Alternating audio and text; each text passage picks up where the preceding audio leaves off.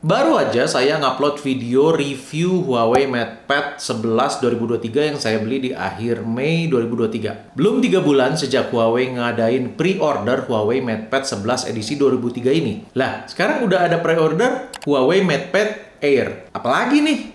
Harga resmi pre-ordernya sudah rilis yaitu 8 juta. Berarti cuman beda 1 juta sama Huawei MatePad Air 2023 yang rilis dengan harga 7 juta. Tapi tentunya speknya MatePad Air lebih bagus. Pre-ordernya mulai tanggal 14 sampai 28 Juli 2003. Ambil waktu pre-order. Baru keluarin tablet ini udah ngeluarin tablet baru. Tapi kalau kita lihat di pasaran, tablet-tablet Huawei itu banyak banget. Dan mungkin teman-teman ada yang bingung, ini tablet yang mana yang bagus? Huawei kok banyak banget ngeluarin tablet? Kok harganya ada yang murah, harganya ada yang mahal? Kok banyak ya? Gitu. Nah, hari ini kita bahas yuk.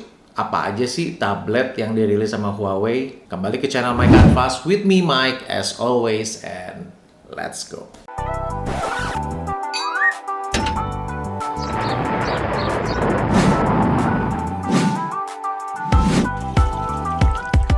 Huawei gencar banget sekarang bermain di pasar tablet. Pilihan tabletnya beragam, dari yang harga murah banget di bawah 2 juta itu ada, hingga di harga yang di atas 10 jutaan. Video kali ini saya akan bahas tablet-tablet apa sih yang dikeluarin Huawei sebagai perbandingan dan panduan awal buat kamu yang bingung dan kamu memang pengen beli tablet Huawei. Disclaimer dulu ya, saya tidak di-endorse sama Huawei untuk bikin video ini. Tapi simply karena memang saya secara personal suka produknya. Apa emang sebagus itu produknya Huawei? Bagi kamu yang belum cek video review saya soal MatePad 11 2003 di Mata Ilustrator, bisa klik linknya di sini, atau nanti bisa cek di deskripsi di bawah. Huawei kayaknya punya ambisi untuk menjadi pelopor produsen tablet yang bener-bener bisa menggantikan laptop. Meskipun Huawei punya line laptop sendiri sih ya, MateBook. Terbukti dengan dua produk terakhir yang dirilis sama Huawei, yaitu Huawei MatePad 11 2023 dan Huawei MatePad Air. Kedua-duanya memiliki akses eksklusif ke aplikasi WPS Office PC Level Experience. Dan baru di dua tablet ini aja WPS Office ini ada. Dan semua fitur-fiturnya, kemampuan multitaskingnya mengarah ke sana, yaitu menjadikan tablet seperti seakan-akan pengganti laptop. Huawei MatePad Air hadir dengan spesifikasi sedikit di atas Huawei MatePad 11 2023 yang rilis cuma 3 bulan sebelumnya, dan dengan beberapa upgrade yang sangat menarik. Sebelum kita bahas tablet-tablet Huawei yang lain, saya mau ajak teman-teman bahas sedikit soal tablet spesial yang baru rilis ini, yaitu MatePad Air. Pertama-tama, tentu dari ukuran layarnya, MatePad Air ini menjadi 11,5 inch, lebih gede guys, dengan rasio 3:2 yang lebih ngotak daripada 16:10. Rasio mengotak ini kayaknya memang disadari Huawei untuk productivity memang cocok aspek rasio yang mendekati aspek rasionya iPad, yaitu 4:3. Resolusi juga naik sedikit dari 2,5K di Huawei MatePad 11 2023 ini menjadi 2,8K di MatePad Air. Yang hebatnya, sekarang adaptive refresh rate-nya naik dari 120 Hz, sekarang topnya di 144 Hz. Wow. Ini tablet pertama harga 8 juta yang refresh rate-nya 144 Hz. Kayaknya ya. Kayaknya belum ada lagi. Dan minimalnya di 30 Hz. Jadi dia bisa bermain dari 30 Hz sampai 144 Hz. Color gamut masih sama di IP3, which is udah bagus banget.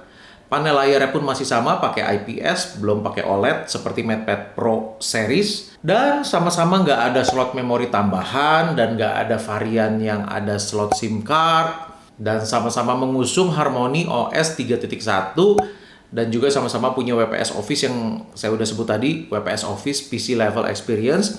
Nah, tapi di MatePad Air ini ada sensor lokasi, ada GPS, GLONASS, Galileo, dan teman-temannya itu ya. Dan juga upgrade port USB Type-C di MatePad Air ini speednya 3.2 Gen 2. Biasanya device mid-range jarang banget ada yang dikasih port Type-C 3.2 ya. Mentok di 3.1 atau 3.0 gitu, itu aja langka. Jadi ini tablet menang banyak juga ya. Dan juga dengan Type-C yang speednya tinggi seperti itu, tentu saja mirroring ke layar besar, mau pakai HDMI, mau pakai VGA, itu nggak perlu kabel adapter MHL lagi. Bisa directly pakai USB Type-C yang lengkap macam PX UCH 012 ini. Ada HDMI di sini, atau juga mau pakai VGA, ada port VGA. Jadi tinggal colokin kabel HDMI, colokin ke monitornya atau ke proyektor, VGA juga begitu, tinggal colokin kabel VGA-nya, beres. Untuk kamera di belakang atau kamera utama, tampilannya mirip banget sama versi MatePad 11 2023. Specs-nya pun sama. Yang beda itu kamera depan, di MatePad Air ini ada fitur yang namanya Follow Cam. Fitur yang kegunaannya mirip banget center stage di iPad OS. Intinya sebetulnya kamera ini angle-nya wide, tapi dia agak cropping. Nah, jadi kalau kita gerak ke kiri ke kanan, si kamera itu seakan mengikuti gitu ya. Padahal enggak. Area cropping dari wide lens-nya itunya aja yang berpindah. Seakan-akan kamera mengikuti. Gitu. Baterai pun mengalami upgrade jadi 8300 mAh. Wow, baterai MatePad 11 yang 2023 ini aja 7250 mAh.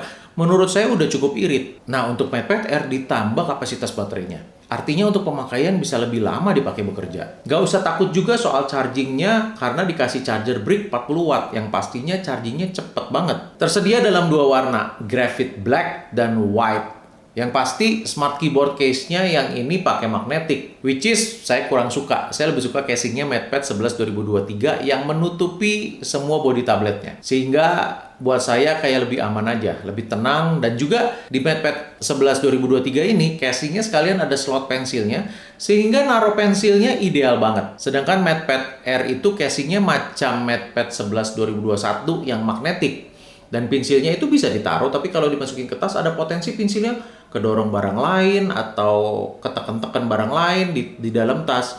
Dan juga bisa terlepas gitu ya. Di dapur pacunya MatePad Air pakai Snapdragon 888. Naik kelas banget dari MatePad 11 yang pakai Snapdragon 865. Artinya memang ada peningkatan dari kecepatan prosesor. Konsumsi baterai yang lebih irit. Apalagi RAM-nya juga di MatePad Air naik jadi 8 GB. By the way, MatePad Pro 2022, ini MatePad Pro ya, 2022 pakai SoC-nya Snapdragon 870. Artinya si MatePad Air ini SoC-nya lebih bagus daripada MatePad Pro 2022. Wait, what? MatePad Air juga support M Pencil generasi kedua. Yang performa pensilnya saya suka banget. Yang udah dibahas di video review MatePad 11 ini. Pressure level 4096 dan palm rejection bekerja dengan sangat baik di tablet ini. Dipakai menggambar itu sangat-sangat recommended. So, jadi kesimpulan saya, kalau MatePad 11 aja udah sebagus itu, maka MatePad Air dengan kenaikan specs dan fitur di sana-sini, jelas saya juga pastinya akan sangat merekomendasikan ini tablet buat kalian. Saya berani bilang kalau Apple memang harus hati-hati dan sebaiknya segera ada inovasi baru. Nggak cuman kencengin prosesor aja gitu loh. Karena kalau nggak, Huawei MatePad ini benar-benar bisa jadi iPad killer sih. Di mana lagi dapat kualitas tablet kayak gini dengan harga 7 jutaan. Kalau MatePad Air 8 juta. Kalau kita bandingkan dengan Samsung Tab S7 FE aja itu udah lebih mahal. Harganya 8 jutaan, chipsetnya di bawah dari MatePad Air ini, dan juga nggak dapat smart keyboard. So, catat tanggalnya pre-order 14 Juli sampai 28 Juli. Link pembelian nanti saya taruh di deskripsi. Oke, seperti janji di awal, saya akan bahas juga klasifikasi tablet-tablet yang dikeluarkan oleh Huawei. Huawei itu sebetulnya kalau mau kita bagi ada 3 kelas. Ada high-end, ada mid-range, dan juga ada entry level. Sama lah seperti tablet-tablet lain atau produk-produk gadget yang lain gitu ya. Selalu ada klasifikasi 3 kelas ini. Di paling atas itu adalah MatePad Pro series tentunya. Yang paling baru itu sebetulnya tahun kemarin, MatePad Pro 11 inci 2022. Tapi di tahun 2021 mereka keluarin 2 model. Ada MatePad Pro 12,6 inci dan juga MatePad Pro 10,8 inci. Lalu ada MatePad Pro yang 10,8 inci tapi keluaran 2020. Sebenarnya dia bukan keluar 2020, tetapi dia keluar 2019. Tapi dia di reissue dengan kemampuan 5G di tahun 2020. Jadi saya catatnya yang versi paling barunya aja ya. Jadi saya catatnya ini keluaran 2020 gitu. Nah, teman-teman bisa lihat specs-nya seperti di tampilan ini. Ciri khas utama MatePad Pro sebenarnya adalah kelengkapan semua fitur. Keberadaan SIM card yang lengkap dengan adanya slot memori eksternal juga. Dan juga port Type-C yang dijamin sudah 3.1 atau lebih tinggi gitu loh. Ini ada MatePad Pro yang 2020 tadi yang saya bilang, itu dia cuman support M Pencil generasi 1. Karena MatePad Pro yang ini dia masih pakai Android 10 dan juga MIUI 10. Saya udah pernah nyoba, udah pernah review. Saya sih kurang suka. Jadi saya nggak rekomen buat teman-teman. Sebaiknya ambil MatePad Pro 2021 atau MatePad Pro 2022. MatePad Pro 2022 itu ada dua macam. Ada yang pakai chipsetnya Snapdragon 888, ada yang pakai chipsetnya Snapdragon 870. Tapi yang beredar di Indo setahu saya yang Snapdragon 870 ya. Yang kode modelnya itu W29. Nah, di MatePad Pro yang 2021 yang layarnya 12,6 inci itu cocok banget kalau kamu pakai buat menggambar.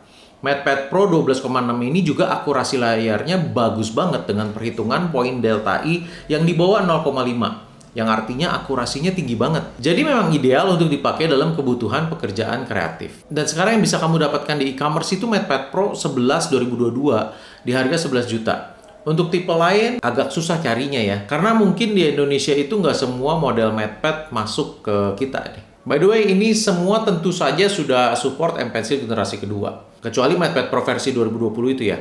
Jadi basically semua MatePad Pro dan MatePad series yang sudah running Harmony OS 2.0 itu support M Pencil generasi kedua. Kita lanjut ke mid-range ya. Jadi di mid-range itu ada dua seri. Sebenarnya ada MatePad Air, ada juga MatePad.